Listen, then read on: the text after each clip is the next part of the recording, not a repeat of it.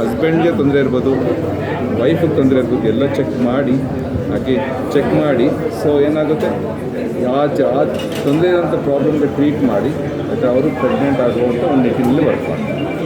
Okay, ಒಟ್ಟಿನಲ್ಲಿ total pregnancy ವಿಚಾರದಲ್ಲಿ ಭಾಳಷ್ಟು ಇದು ಮಾಡಿರುವಂಥದ್ದು ನೀವು ಎಸ್ಟಾಬ್ಲಿಷ್ ಮಾಡಿರುವಂಥ ಪ್ರೆಗ್ನೆನ್ಸಿ, ಡೆಲಿವರಿ, ಆಮೇಲೆ 45 ವರ್ಷ ಆದಮೇಲೆ ಗೈನಕಾಲಜಿ ಆಯಿತಾ, ಅದಾದಮೇಲೆ ಏನಾದರೂ ಬೇರೆ ರಿಲೇಟೆಡ್ ಪ್ರಾಬ್ಲಮ್ಸ್ ಎಲ್ಲ ಬಿಟ್ಟು ಓಕೆ ಓಕೆ ಓಕೆ ಇದು ಸಬ್ ಸ್ಪೆಷಾಲಿಟಿ ಹಾಸ್ಪಿಟಲ್ ಕಾನ್ಸೆಪ್ಟ್. ಇದು ಮಲ್ಟಿ ಸ್ಪೆಷಾಲಿಟಿ ಇಲ್ಲ.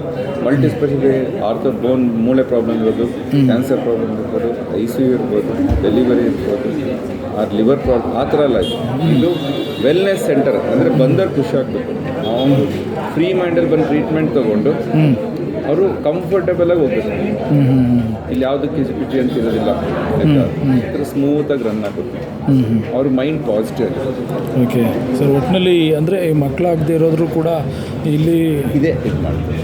Okay okay fertility, ಕ್ಯಾಂಗ್ರೂ care fertility ಅಂದರೆ ಮಕ್ಕಳಾಗದಿರೋರಿಗೆ ಮಕ್ಕಳಾಗೋ ಥರ ಒಂದು ಟ್ರೀಟ್ಮೆಂಟ್.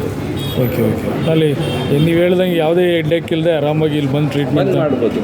ಎಲ್ಲೂ ಹೋಗ್ಕೊಡೋದು, ಅಲ್ಲಿ ಬಂದಲ್ಲಿ ಎಲ್ಲೂ ಹೋಗ್ಕೊಡೋದು ಗೊತ್ತಾಗಲ್ಲ ಜನರಿಗೆ. ಕಾಮನ್ ಮ್ಯಾನ್ಗೆ ಇಲ್ಲಿ ಬಂದಾಗ ಬೇರೆ ಕಡೆ ಕಳಿಸ್ತಾರೆ, ಅವ್ರು ಅಲ್ಲಿ ಹೋಗಿದ್ರು ಶಾಪಿಂಗ್ ಆಗಿಬಿಡುತ್ತೆ. ಇಲ್ಲಿ ಬಂದಾಗ ಎಲ್ಲ ಒಂದು ರೂಪಲ್ಲಿ ಆಗಬೇಕು, ಅಲ್ಲಿ ಹೋಗಬೇಕು, ಅಲ್ಲಿಂದ ಇಲ್ಲಿ ಬರಬೇಕು.